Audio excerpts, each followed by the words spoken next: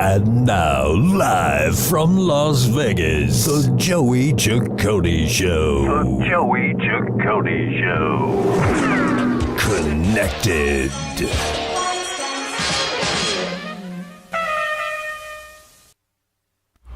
Hey everybody, I want to welcome you today, Friday, to the Joey Ciccone Show Connected, World Center of Broadcast Media.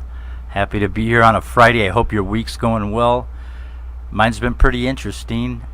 We had a great show last week. We're always trying to bring you the finest in the Connected Show, and we have another one for you today, which I'm very, very excited about. Anyway, I hope you're all doing well out there. Remember, go on WCOBM.com, okay? And what you want to do is you want to hit Las Vegas, you want to look up the Joey Ciccone Show, and you want to hit that chat button. You'll see a live stream of me, and we'll be rolling. You can chat in. If I like your question and you're being a nice person, we're going to let my lovely guest answer it. Can I talk today? It's kind of funny. All right, but anyway, the bottom line is this. I bring you today Luellen Smiley. Now, let me tell you about this. I personally think she's a very gorgeous lady, the daughter of Alan Smiley, associate and friend of Ben Siegel. Okay, they call them other names, but I don't want to be disrespectful, so I'm not going to know that. I'm not going to say that, but you kind of know him as Bugsy. Okay, let's just put it that way. All right. But Luellen's an author, and what I like about it, she's a mob historian, which intrigued me so much, all the things that she knows about. And she's got a new book that's due out, Cradle of Crime. And today we're going to be touching on a lot of different things that you might not know about. And remember, you want to chat in? I see that question there. Always use your real name. You don't need to hide behind anything. And I'd be happy to read it to Luellen, and we'll answer some questions and have some fun today, and that's what it's all about. I want to just say, if you haven't heard of Mr. Smiley, you will today. And on that note, my beautiful friend Luellen Smiley on the line with us right now. Luellen, how you doing, dear? I'm doing great, Joey. You are, and may I reveal where you're at today? I am in Santa Fe, New Mexico. Yes, now, New Mexico, I'm trying to... Did you like the atmosphere, or what? We were talking about some things that were kind of funny, the people and how they greet you and everything. Did you just kind of like it out there? Because I kind of like a place called Tucumcari. It's a great hideout. It's a great hideout, right? Not too many people can find you over there. I love it. It's like she's been all over the I don't want to say all over the world, but all over the United States from what I've researched. And it's funny that you're out there, but it is a beautiful place, and it is. I'm very happy to have you. I want to just throw out a name, Jay Bloom. I want to thank him for making the introduction. We have become friends. It feels very comfortable, and I'd like to step right into it. And with our first segment is basically, talking to the fans and friends, and basically the viewers that are out there. Some are my fans and friends, some are yours, and the bottom line is, who was your dad? Exactly, who was your dad? This is what they want to know, because me and you've kind of talked about it, and we use that word mystery, but if you could expand on that, it would be wonderful. Okay. My father started out in Hollywood as a producer working for Cecil B. DeMille, and he was in the studio business for 10 years. When he wasn't at work, he was gambling. He was a big gambler, and I think, if anything, that's what drew him to Ben Siegel. So he was about 30 years old when he was introduced to Ben, and Ben offered him the real live Technicolor film. It was better than producing films. He was now in the action. So he left Hollywood, and he joined Ben's gang, and they became best friends. My father acclaimed Ben, so the Ben story has never really been told.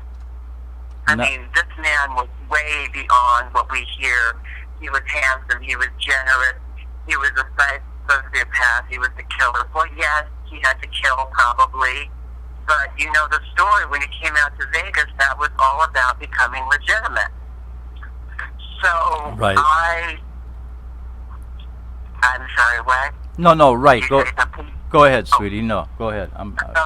I was just listening. So that was his best friend, and he left the movie business and came right in at the top, because he didn't grow up in that atmosphere. He grew up in Winnipeg, Canada, to a kosher rabbi father, and the attraction to Ben and his business and the power and the adventure and the thrill was, he couldn't resist it, and he stayed by Ben's side for 10 years until he died.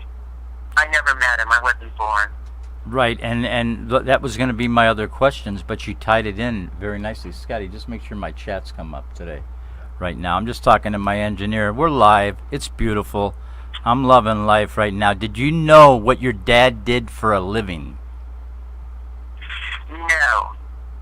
I thought he was some sort of ambassador of goodwill. He never went to work. He went to lunches and meetings.